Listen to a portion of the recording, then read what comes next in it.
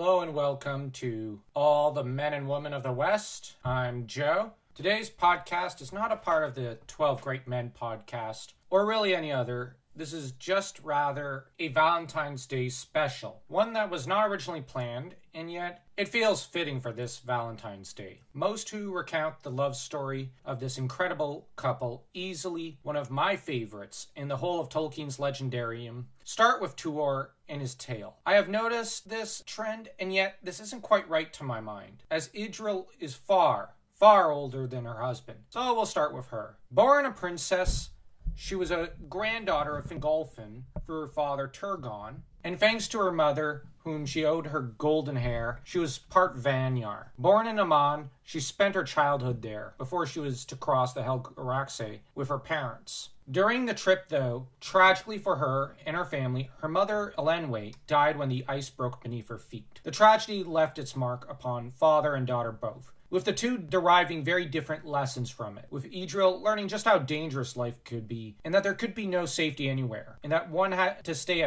a step ahead in life. This lesson would serve her well later on. Once in Beleriand, she lived in Vinyamar until some date between 64 or 116 of the First Age, when Turgon, along with those loyal to him, such as Ecthelion and Glorfindel, departed for the hidden city of Gondolin, prepared for them by Ulmo. Once again, though, they had all been warned that they must not fall in love with the city, and that a messenger would one day arrive, and that they must at once depart at that time. None heeded Ulmo's warnings. None save Idril. Idril's aunt, Erethel, the foolish daughter of Fingolfin, would depart for outside of Gondolin, only to meet Eöl, be forced into a marriage against her will, and return sometime later with Maeglin. Her son, for whom she endured a poisoned spear for, was to prove every bit as poisonous to Gondolin as that spear was to her. Maeglin outlived his evil father and was to develop a terrible lust for his cousin, an incestuous desire that was apparent to Idril, who preferred to avoid him. It was not, however, obvious to her father, who was to prove every bit as foolish as his sister had before him. It is unlikely that the king of Gondolin knew of the oath that Maeglin hypocritically made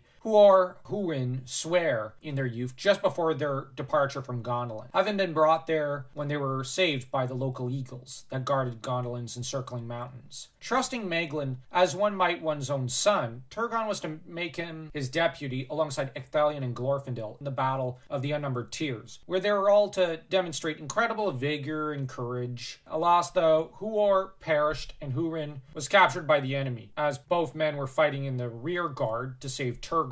Idril had, during this battle, meanwhile acted as her father's regent, likely with all the wisdom and brilliance she later demonstrated in the fall of her father's great city. It is now to Huor's widow that our tale must turn. Her name was Rian, a daughter of the house of Beor, that great human clan of the First Age. A delicate lady who had fallen into hopeless love with her husband Huor, so that after she gave birth to her son and committed him to the care of Anael of the elves of Mithrin, before she left to go find her husband. The tragedy is that she did indeed find him amongst those corpses of the Othanirniath, the great corpse mountain raised by Morgoth. Laying herself upon the remains of the man she had loved, she perished there. She was only approximately 22 or 23 years old. This was not the end of the tragedies involving the House of Huor, but rather just a start. Though it was never to compare with those of the House of Hurin, well, obviously, it was nonetheless not exactly the sort of fate one might wish upon anyone. With Tuor's childhood spent in the caves of Androth, after the elves fled from those humans who had chosen to fight for Morgoth. Impulsive in his youth, as the same hot-bloodedness that coursed through Turin's blood ran just as thickly in his own. Tuor was humbled, though, in the battle where his adoptive people were scattered, with the 16-year-old boy captured by the orcs. He fought well, though he was to prove himself inept in battle, in comparison to his cousin Turin. The humiliation of being made a thrall and sold to the Easterlings, where he was treated rather harshly, to say the least, due to his lineage. This was to help Tuor, though, in the long term, in becoming a much humbler and wiser man than his cousin Turin. Well, just about anyone can be wiser than Turin at times. Escaping from thraldom, though, he made for the caves of Androth, where he dwelt there as an outlaw for 4 years, fighting for his life continuously against the Easterlings and orcs, and anyone else who treaded there that was in the service of Morgoth, as he searched for a place of safety. At last the Valar Ulmo appeared to him in the raiment of a magnificent lord made of the sea, when he arrived near the shores of Belegheir. There he found weapons and armor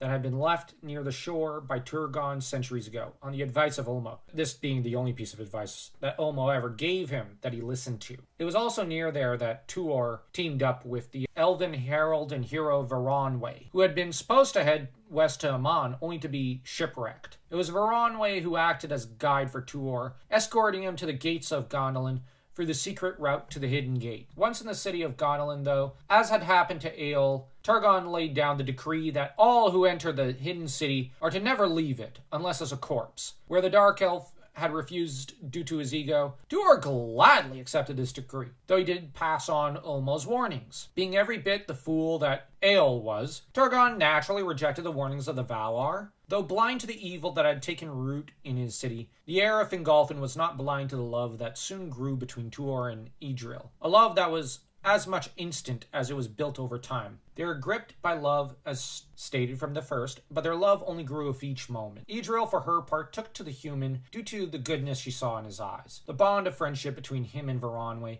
a friendship Tuor was keen to extend to all elves, whom he felt probably more of a kinship with than his fellow humans, as he had been raised by elves. In turn, though, she was fair of heart and gentle as only Rian had been, so that Tuor took to her in turn. What was more was that they were both wise in a way that her father and cousin were most definitely not.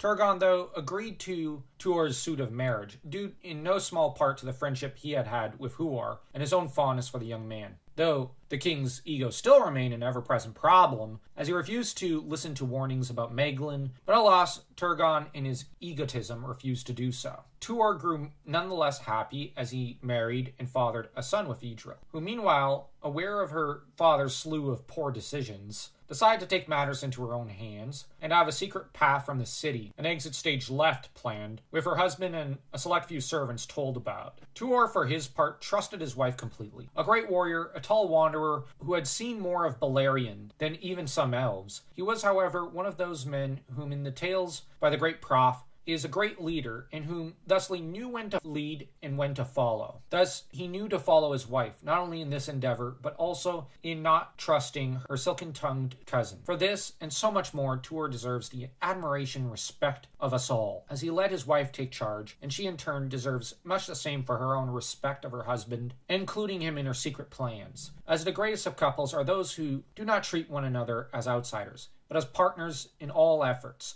and who put each other first before all others. When Eorendil, son of Idril and Tuor, was still young, though, Maeglin, meanwhile, ventured outside of the walls of Gondolin, despite the orders of Turgon, as he was under the impression that rules and laws were for others, and not himself. As he went in search of precious metals, wherefore he was captured by Morgoth and seduced with promises of kingship and Idril as a slave, it didn't take much persuasion to secure his aid then. Maybe someone should have warned Maeglin that the Dark Lord never did have a good track record of keeping his word. Not that Maeglin probably would have listened. The attack, when it came, took Gondolin by surprise. One could make entire videos all about the fall of Gondolin, so I'll keep it brief and focused only upon the couple and the immediate drama around them. Maeglin went after Idril and Eorendil, her beloved son, whom he desired to kill. She would fight like a she-wolf, though, to shield her defenseless son, in the finest display of motherly affection and protectiveness in the whole of the Legendarium. This is, to be quite honest, one of my top 10 favorite moments, as it is a demonstration of something truly beautiful that could come out of such a hideous event, with Idril's display of love for her son, the kind of event that isn't overstated or underappreciated by Tolkien or those in his secondary universe.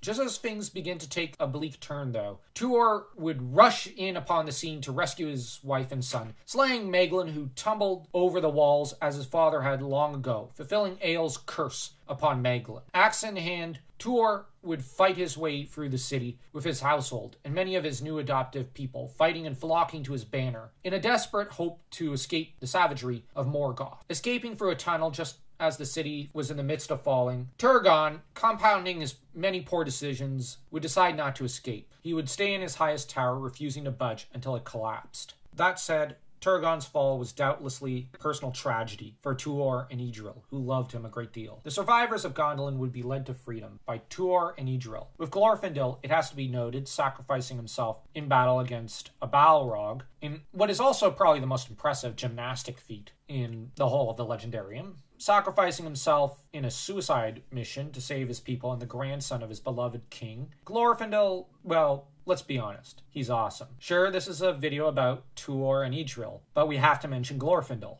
because he's awesome. From there, Tuor and Idril left for the southern lands of the havens of Sirion, where the couple ruled over the remnants of the people of Gondolin. And though they did not have their city, they still had one another. They were joined by some of the remnants of the people of Doriath after Tuor failed to organize even the slightest effort to resist the Feanorians. These survivors included Tuor's daughter, Elwing, the granddaughter of Beren and Luthien, and she would marry Eärendil when they both came of age. Tuor, though, grew old, as all men must, had a boat built as he once again longed for the sea. Still as in love with her husband as on the day they had met, if not more so, Idril departed with him. His last great love story of the First Age thus departed from the lands of Beleriand, with the couple drifting off, it is said, to Valinor, where they were received with Tuor counted from thence onward amongst the kindred of the Eldar. The legacy of the couple lived on in Eärendil, who, though not a great father or even an amazing husband, was to, however, lead the forces of the Valar against those of Morgoth, destroying the mightiest dragon ever, Angalagan the Black, whose fall shattered Thangorodrim. It was also Eärendil's children, Elrond and Elros, who would leave behind mighty legacies of their own and accomplish wonders almost equal to that of Eärendil. So one could say that Tuor and Idril's love changed the very face of Arda itself. It is obvious that Tolkien drew inspiration from Aeneas, though where the Trojan prince had a disastrous love affair with Dido, Tuor had a successful one with Idril.